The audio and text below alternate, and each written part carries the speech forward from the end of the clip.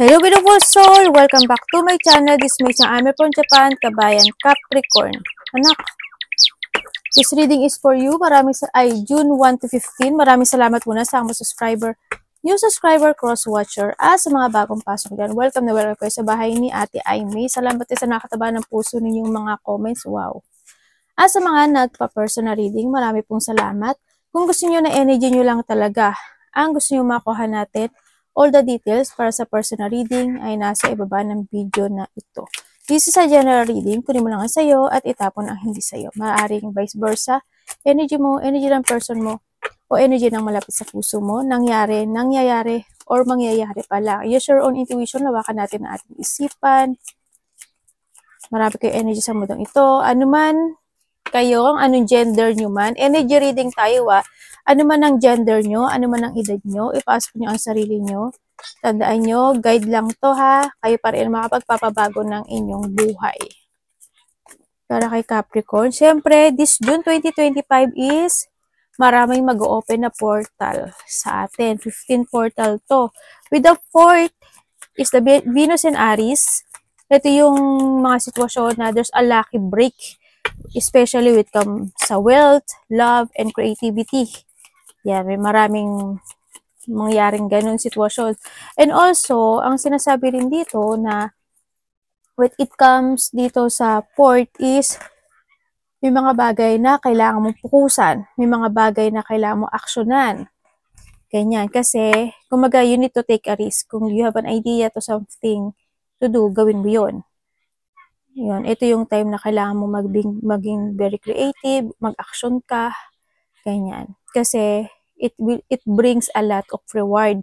No? Sinasabi din. And also, support din kasi kung may mga, halimbawa, may gusto kang sabihin sa isang tao or gusto mong mag-express ng feelings or someone, kung sino man yan, this is the time na i-express mo yung nararamdaman mo, sabihin mo yung gusto mong mangyari o maganap. Kasi, ito yung time din na magsasucess yun. And kumbaga dito yung 4 and 5 kasi is a fortune favor. Ibig sabihin, nakapabor sa iyo sa universe. Kaya kung ano yung mga gagawin mo. Kasi 5th house is the Mercury in Gemini. Ito yung mga may mga gusto ka may mga may isip ka. Gusto mo mag-adventure, gusto mo mag-travel, o kaya hindi man travel, gusto mo mag-holiday. Ganyan, no? Makakaisip ka ng gano'n. May mga maiisip ka na gusto mo kausapin sa ganyan, gusto mo makipagkita sa ganyan, gusto mo kontak sa ganyan, or may mga maiisip ka na gusto mo na magpunta sa mga different places. Ganyan, sa nakikita ko sa iba sa inyo. Maaring gawin nyo yun, please go out, mas good yun, kasi yun yung opportunity na maaring may mga darating pa na opportunity sa buhay mo. May mga magbubukas pa na opportunity sa buhay mo. June din also is a full of June of month ng love, relationship.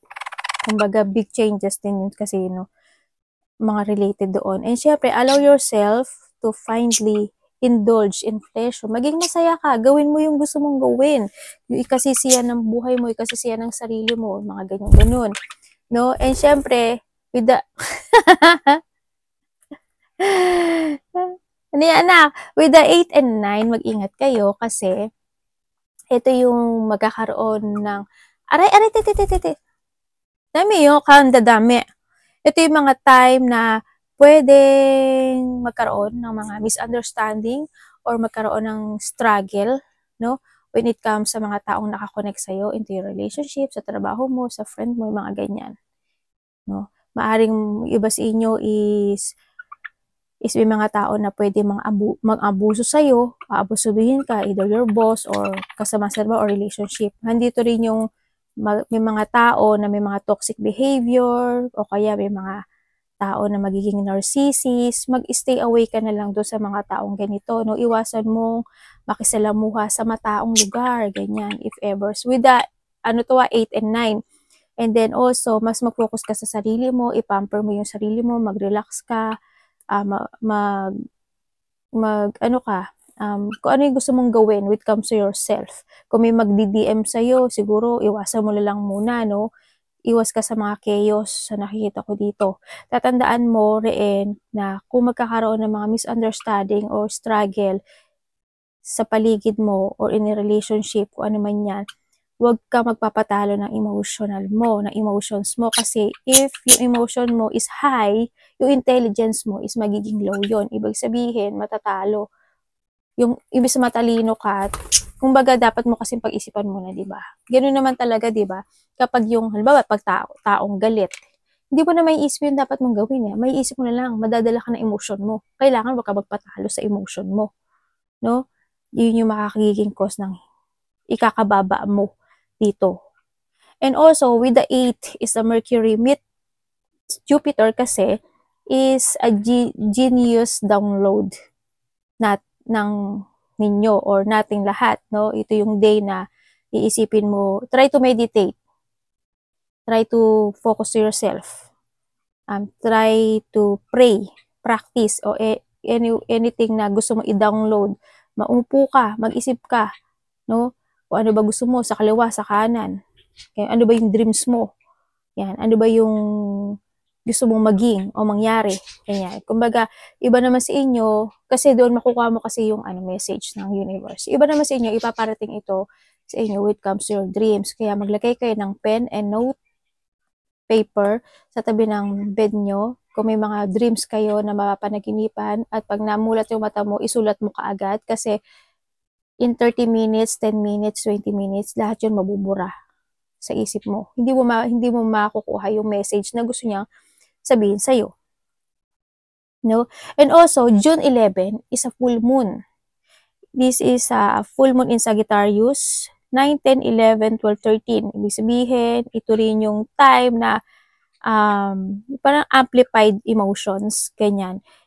Full moon is a break free. Kung magkaroon ng mga chaos from the past, ikat mo yung cord na yon. Kung may mga unfinished business, ikat mo na rin yun, tapusin mo na yun. Ganun ang sinasabi dito. Break free. May mga bagay na kung na-stuck ka, yun, dapat umalis ka doon. I-break mo yung sarili mo doon. Kung may mga daily task ka na ginagawa, tapos ginagawa mo kahit na ayaw mo, may mga ganun job, relationship, environment, something ganun.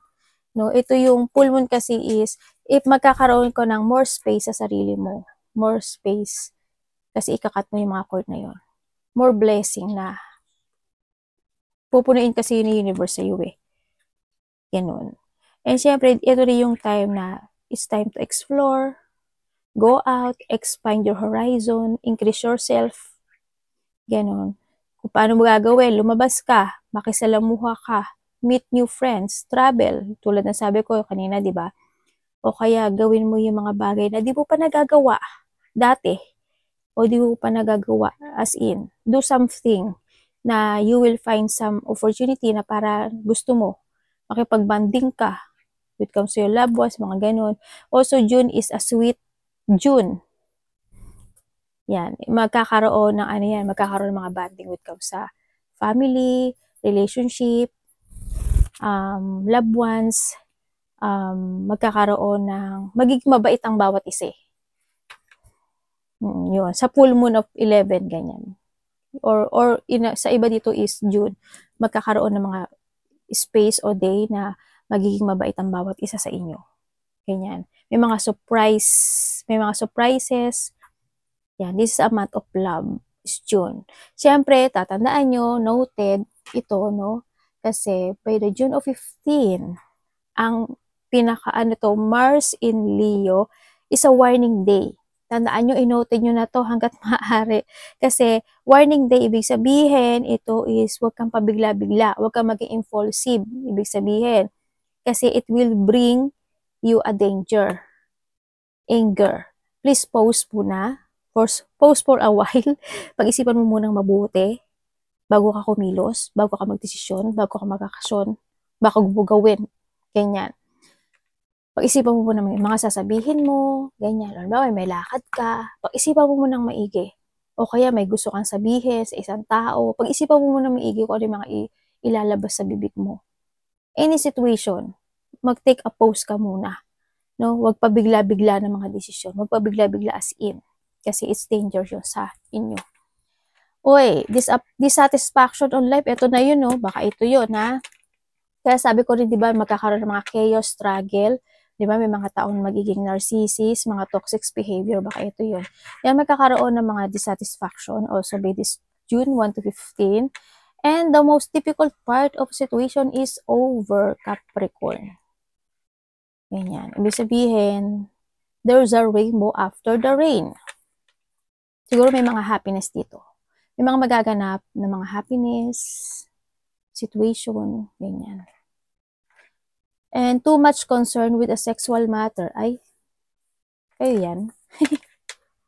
Siguro overthinking kayo dyan. Ano? Siguro andito yung dissatisfaction na to yan. Baka eto yun. Okay, someone new is entering your life. Okay, may bagong papasok, ano? Baka eto yung tao na to na bagong papasok sa'yo. Diba? Kung ano man yan.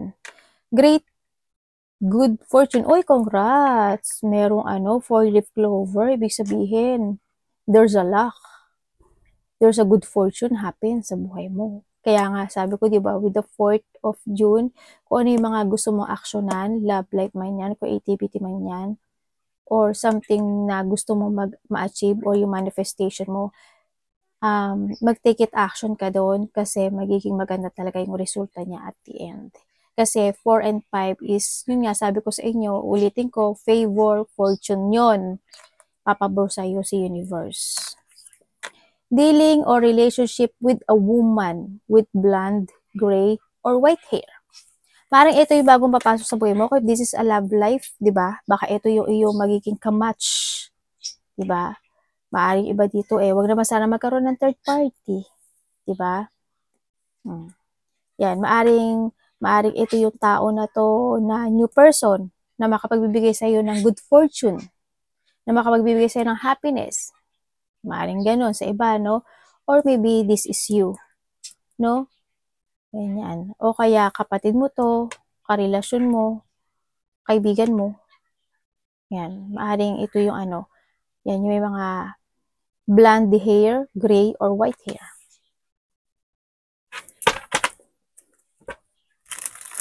Tingnan natin yung energy, Capricorn. Ay. Pala nga, namamatay kasi itong iPad ko. Yan. Anong energy ni Capricorn?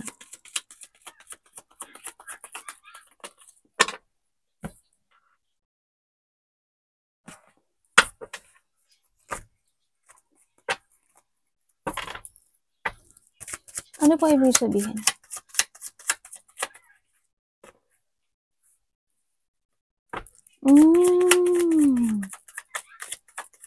Okay, ang nakikita ko sa yung energy mo, okay.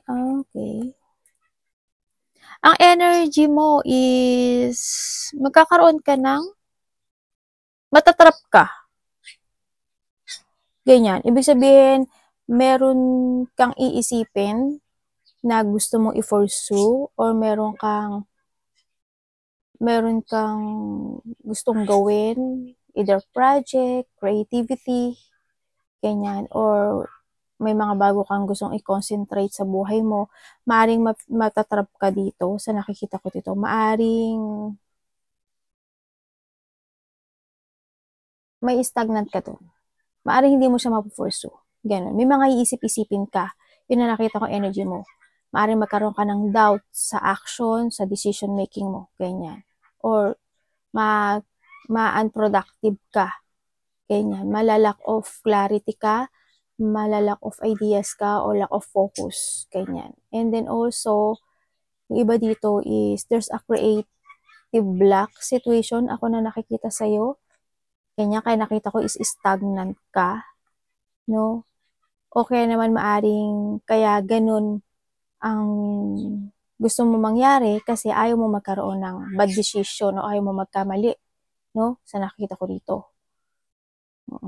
And then also, iba dito is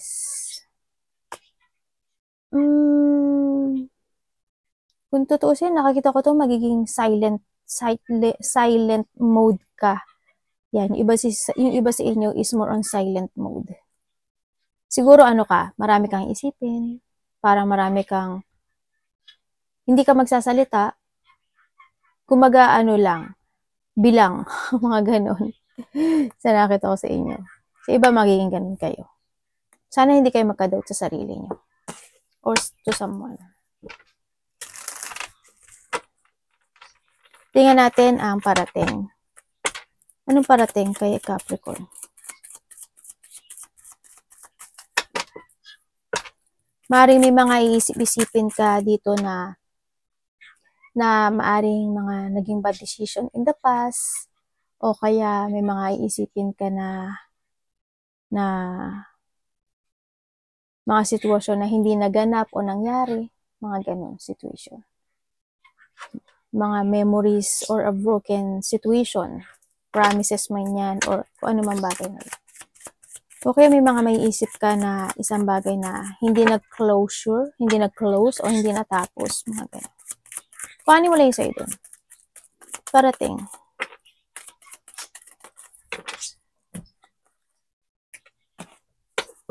Universe, ano to?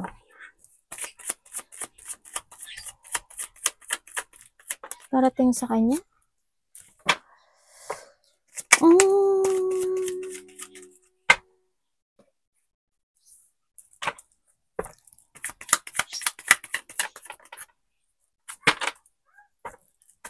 Dami mong to. Okay, parating sa iyo. Ang parating sa iyo, sa nakikita ko sa iyo is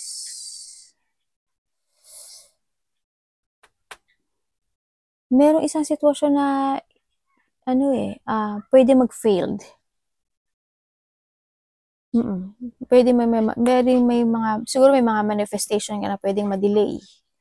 May mga manifestation ka na hindi mo muna matatanggap sa ngayon. Maaring mag-fail siya or it's delay. Ganyan, sa nakikita ko dito.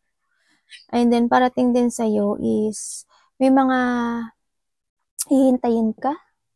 Siguro you're waiting for something na hanggang ngayon ay hindi mo pa natatanggap o hindi po mo pa nare-receive. Ganun nakikita ko dito. Sana hindi kayo lahat. And then also, ang nakikita ko sa iyo, may mga paplanuhin ka, pero pwedeng mapanghinaan ka ng loob. Halimbawa, gusto mo nang magbago ng trabaho, gusto mo mag-travel, gusto mo ng ganito, ng ganyan. Pero kung halimbawa, kung gusto mo mag-business, kaso wala ka namang pera, 'di ba? Wala ka namang ipon, maaaring hindi mo 'yun magawa o hindi mo ma-aksyonan o hindi mangyari. Kaya pwede siya mag-delay dito. Sa nakita ko dito. May mga bagay na wala kang magagawa. May mga bagay na may stagnant ka talaga. Yan. And also, ang parating din sa'yo, hindi ko alam kung ikaw or someone is may magpapa-dental clinic.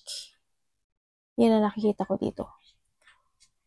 May tao dito na siguro ikaw or someone, may taong mataas yung pride dito. Iba sa inyo wala kayong ipon. Kumbaga, manifesting lang kayo ng manifesting, hintay lang kayo ng hintay. Pero, syempre, kailangan nyo rin mag-action dito. May mga problema kayo sa financial or money kasi hindi ko nakikita yung ipon nyo. No? Maaring iba dito is need to discover something into your life. Ganyan. May mga paplanuhin kayo na dapat yung aksyonan din. Huwag kayong mag-doubt sa sarili nyo, ha? Anong dapat iwasan? Ay, ano ba itong iPad na to? Anong dapat po iwasan ni Capricorn? Kasi alam nyo, kaya nyo namang gawin yung lahat kasi may ability ka talaga na kaya mong gawin yung lahat. Dapat iwasan ni Capricorn.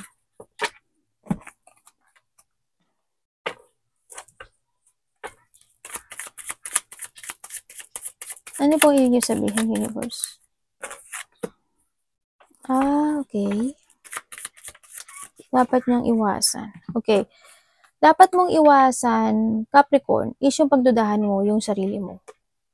Yung mag-alangan ka sa mga gusto mong gawin sa buhay mo. No, iwasan mo din na hindi ka mag-focus, mag-commit, or mag-give effort and hard work sa mga bagay na inaasahan mong magsasucess yun. Kasi magsasucess talaga siya. Iwasan mo din yung mapanghinaan ng loob and not to speak out. And or iwasan mo yung hindi ka humingi ng tulong sa ibang tao. Huwag mo sarilinin huwag mo lang sarilinin ito. Kumbaga, huwag mo sarilinin yung mga problema, huwag mo sarilinin lang yung mga bagay-bagay, ganyan. Sabi nga, speak out, di ba? And then also, is iwasan mo na ulitin yung mga bagay o sitwasyon na cycle na hindi makakatulong sa'yo. Ganun, iwasan mo yun. Kumbaga, kung dati naganap na hindi ka nakaipon ng pera, bakit this time hindi ka pa mag-action? Diba? Kailangan mo na mag-action.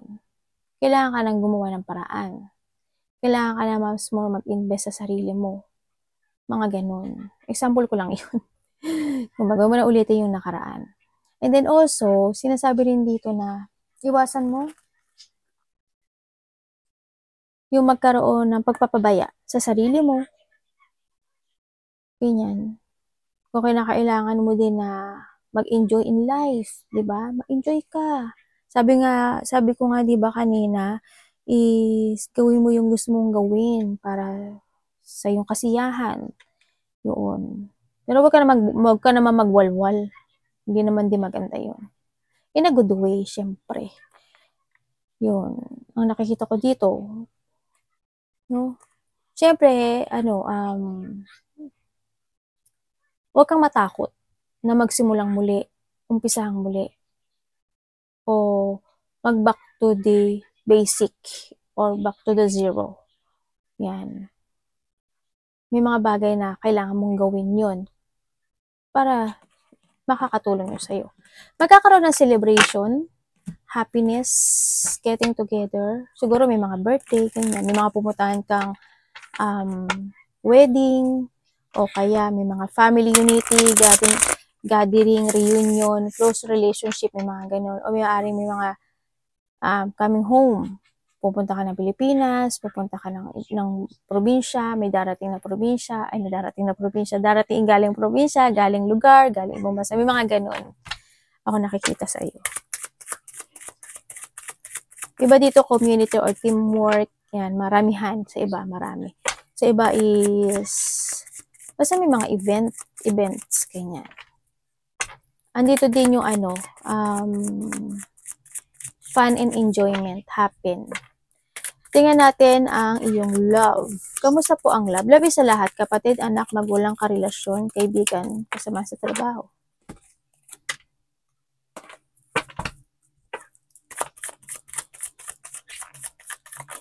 Ay, ano ba yun?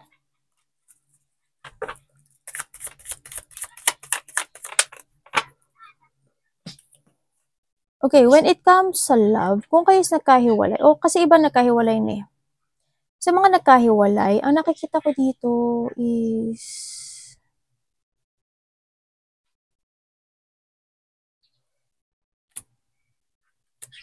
parang magte-texto sa'yo. Kasi gusto niya ng communication eh. Hindi na nakikita ko dito.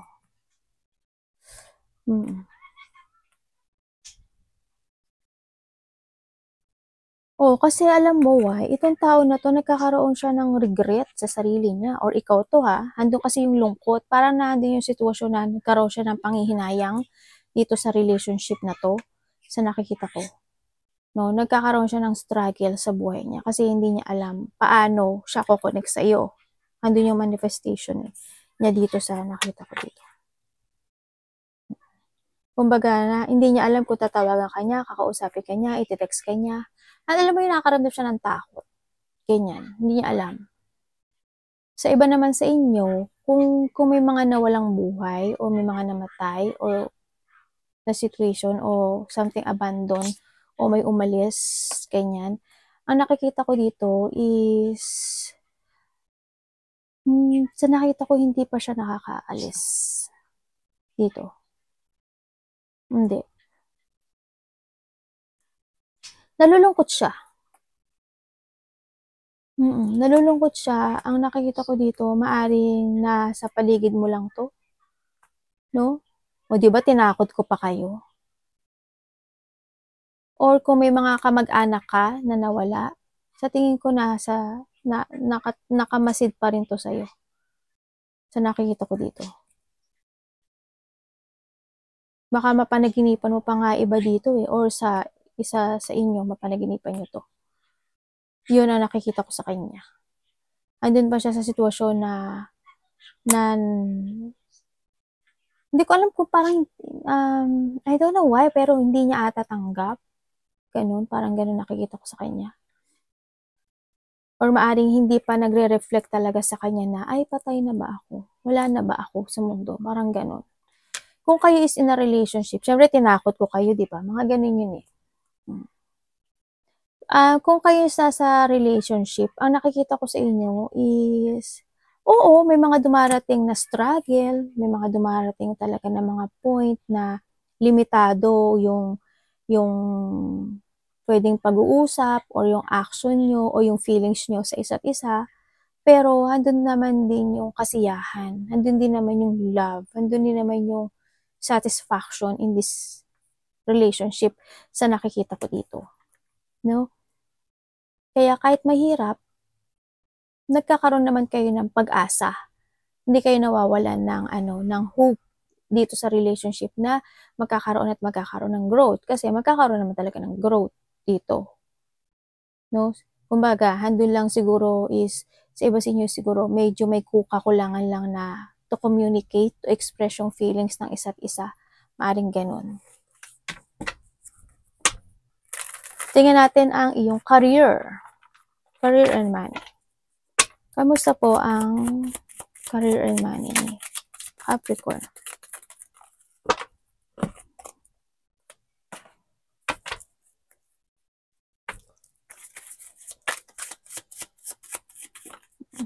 Wow. Talaga. Sabay ko talaga. Natawa pa talaga ako, di ba? Okay. Aba? Yung iba sa inyo, may business kayo? Yung iba sa inyo, may business kayo. Maliit o malaki yan? Maring kung kayo is mag-asawa o magkarelasyon yan. Maring, o kaya meron ka kasosyo na kaibigan. Ganyan. Sa iba sa inyo, gano'n.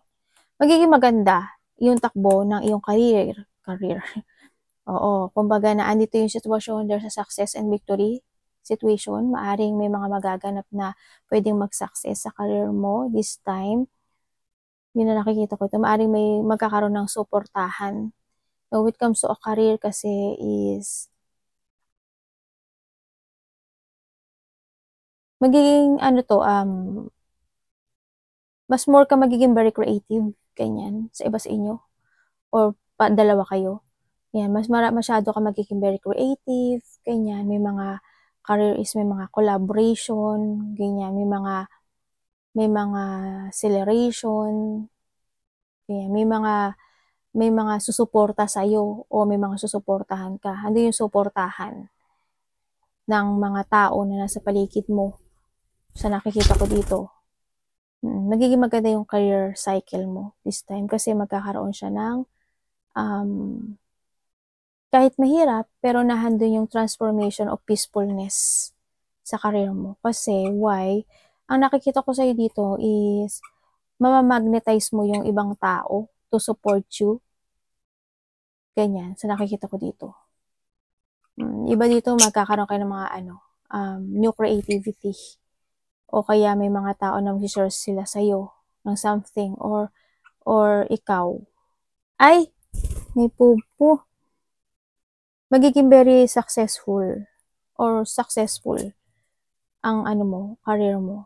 Kasi may paglago ako nakikita sa iyo. Magnetic yung mo ngayon, energy mo. It comes to your career. Ibig sabihin, kung may business ka, may mga parating na tao na madadagdagan yung kita mo, ganyan. Mag-growth yung kita mo, yung business mo, mag-growth. Ganun, sa nakikita ko sa iba, yung magiging magkakaroon ng suportahan. Tingnan natin ang iyong health. There's a growth. Ganyan.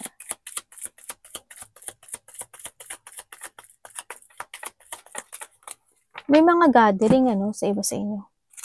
Baliktad pa. May mga gathering, sinabi ko na rin pala kanina yun. Yung iba dito magkakaroon when it comes to mga cooperation, ganyan. Siguro yung mga kasamaan mo, makipag-cooperate na sila sa'yo. Or ikaw, makipag-cooperate ka na, mga ganyan. Baka magkakaroon kayo ng ayaan na lumabas muna, taking a break, mga ganyan. Or someone into your life. Health.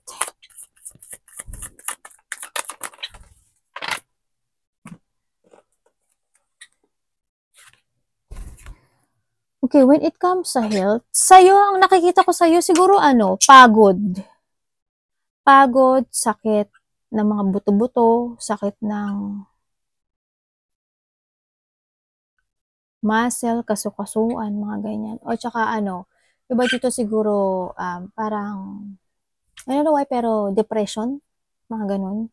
Sa nakikita ko dito, siguro it's more on depression. Kumbaga nahandin yung sitwasyon na siguro may mga stress situation ka pero hinahide mo lang yun, tinatago mo lang yun, ayaw mo ipakita sa iba, mga ganun. Sa nakita ko sa'yo dito.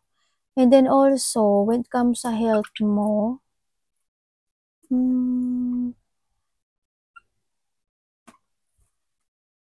may tao, ako nakikita dito, na hindi ko alam kung nagpapa-hospital siya, nagpapa-doktor, o nag-confine, or paralyzed. Yun na nakikita ko dito. Kasi dito rin si Devil eh. Ibig sabihin, may tao dito na either pang forever siyang gamutan, or medyo weak kasi yung energy na nakukuha ko sa kanya. Ganun. Ibig sabihin, either pang forever siyang gamutan or need to heal itong tao na to. No? Kung sino man siya sa buhay mo. Or maaaring ikaw rin ito. Kuhanin mo lang sa'yo. Yun na nakikita ko sa kanya. Medyo weak kasi yung nakikita kong energy dito eh. Ganyan. Sa inyo naman siguro, sa health siguro magiging tamad ka lang. Ganyan. Tatamarin ka lang. O kaya may mga sitwasyon na magkakaroon ka ng mental distress. Mga ganun lang. Pagka-aboroto, mga ganyan, pag-aalala. Sa nakita ko dito. Magbibigay pa ako na another message. May tao dito,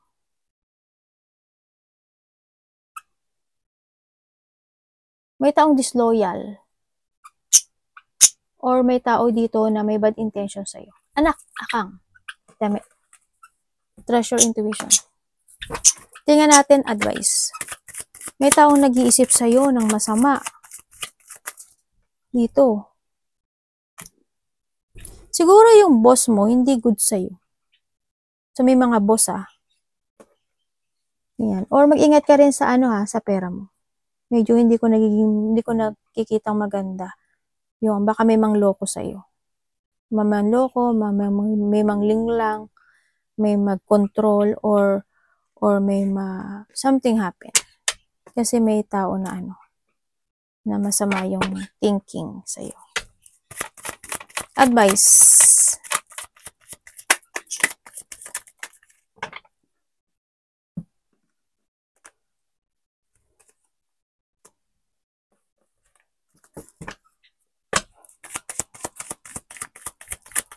Ang advice sa'yo, sana hindi kayo ma-scam. Okay. Ay, 5-5 There's a conflict, ibig sabihin. O tulad ng sabi ko kanina, di ba, may mga struggle and misunderstanding. Lumabas siya. Okay. Ang advice sa'yo, ang nakikita ko dito is may disappointment ka in that. Okay, advice. Start a new beginning sa buhay mo. Ibig sabihin, huwag kang mag-isolate sa sarili mo. Kung may mga hardship situation, tandaan mo sa buhay mo, either financial or into your feelings, hindi ka nag-iisa, no? Kumbaga, mag-share ka ng feelings sa iba, na trusted sa'yo, ilabas mo yung sarili mo, yung nararamdaman mo, syempre makakaluwang yun sa'yo. Syempre, sabi rin dito na may mga bagay na kailangan mo nang tapusin. Start a new beginning. Focus to yourself. Love yourself. Don't be isolate. Huwag ka mag-focus sa mga sitwasyon na natapos na, natapon, natanggal na, o nag-failed. And syempre, acceptance is needed. Ang sinasabi rin dito, kailangan mo ma-accept yung mga bagay-bagay o sitwasyon mo sa buhay mo. And then, may mga bagay na kailangan mo nang abandonahin, i-let go. May mga bagay na kailangan mong mag-heal. Sabi ko nga, di ba, is you need to cut the cord of the past situation kung may mga unfinished business pa para magkaroon ka ng space. And then yung space na yun, pupunuan ni universe yun. Yun, kung may mga bagay na ganun, i-cut mo na yun. Kasi it's time to recover and to heal. And it's time to accept and move on. You need to find peace in your heart and be happy. No? Sa nakita ko dito. Huwag kang malungkot. Bring balance. Take it to the higher path. Kalmado lang. Be patient. And yun. May mga revelation situation na mangyayari sa buhay mo. Expect na expected. Arigatou namaste, God bless.